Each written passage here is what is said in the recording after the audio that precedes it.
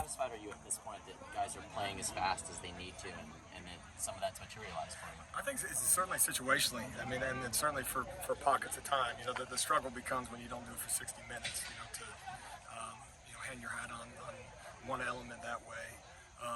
But you know, you also can't ignore those pockets of time. I mean, I think what he's speaking to is the ability of these guys to allow us to coach them and put some things on their plate, whether it's a base situation, a dime situation. And that's just personnel changing bodies, but changing checkers obviously changes rules in that. And then same thing from a front standpoint is putting enough on their plate, and so as we've talked, that we're not saying that every Tuesday's practice is just the same coaching points over and over again. And that's off-season stuff that's continuing on to the season. But I hear that name Solomon Byrd, and I mean, goodness gracious, what an impact he's had. And obviously Coach Newell does a great job with those guys. But just tons of credit to him, a guy that was limited in the offseason because of surgery and that, and then to have the impact that he's had, I can't sing his praises enough. Alex, you get a chance to see what Bryson Shaw was saying after the Colorado game? Just in general, kind of talking about, he gave a very impassioned speech just about how he felt you guys were, the team was letting you down, and you were putting them in the right positions to make plays, and that, guys just weren't capitalizing. What are your thoughts on that? Do you agree with that? Oh, I mean, Bryson's a great kid. I think the biggest thing, you got to coach him through everything. Coach him through everything. It's coaching. If you see the deficiency on the field, it's one of those things you get in this business. You either believe in coaching or no. If you're a coach, what you can't do is, then all of a sudden say, that you can't have an impact. And so you got to coach him through everything. If there's 40 minutes of I guess call it winning football, not elite football, but winning football. And we got to coach him the next 20 and find a way to get 60 out of it. If it's a deficiency that continues to show up, you take it very personal as a coach. That's the only way you can get better. My hope would be in all facets. I mean, when you're talking about a program, you're talking about a culture and a group of guys, players and coaches to players, players to players. That you're part of the expression, but in the Fox all together, that we pull in the same direction, fighting, scratching, and clawing. And one of the things we talk about all the time is we're not immune to struggle, just as the logo says in the season. And so we got to embrace it. Man, oh man, it'll be fun to get on the other side of it. I'm sure it's good to come out on Tuesday and continue to work after a win. And so that's one of the messages too. You got to lose the ball game to learn the lesson.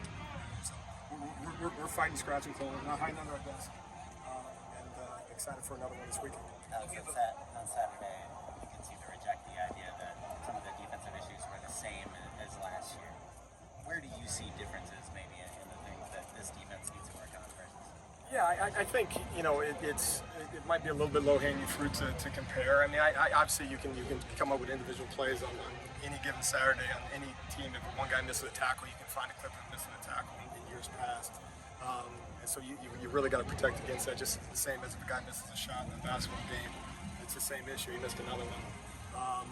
But all the same, I think, percentage-wise, and this is one of the things we talk about, I'll share this, is because football doesn't care what percentage you get right. I think percentage of football that's done well is certainly higher than a 2022 season. Now, there's a lot of new faces, and that's another thing that we got to be very disciplined in. There's a lot of guys just played their second road game with us, and some guys are learning some of the experience for the first time as they come from different programs, and they come with their experiences and some of their baggage. And obviously, including myself, guys that were here last year, we have lessons, but the 2023 team's got to learn them, specifically to the things that happen every Saturday. So, but no, I think you're constantly looking for a better quality over a larger percentage of time. And like we talked to the guys today, football doesn't care the percent you get it right.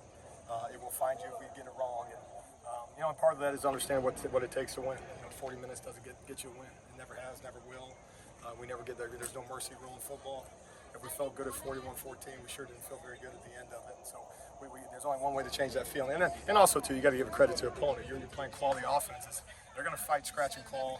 And we got to make sure it's one thing to keep playing, it's another thing to keep fighting. And we got to make sure we fight more. What do you think went wrong in that final quarter and a half? What was your evaluation? Yeah, individual plays and individual drives. I mean, I think to come up with one blanket statement would be inaccurate. It'd be nice to be able to do that. I think it's a number of different things. I think you got to make sure if you're your scoreboard watching, and it affects your behavior on the field. That's a maturity issue, and that's a constant. And you see it on Sundays too. And so that's never eliminated. And we can't come up with a coaching point or a moment or a collection of guys to say that was never going to happen again. But unfortunately, we've also been down this road before. And that's one of the messaging is we got to make sure that we fight, scratch, and claw for 60 minutes. That tackle we made in the first quarter, we got to go make it again in the fourth.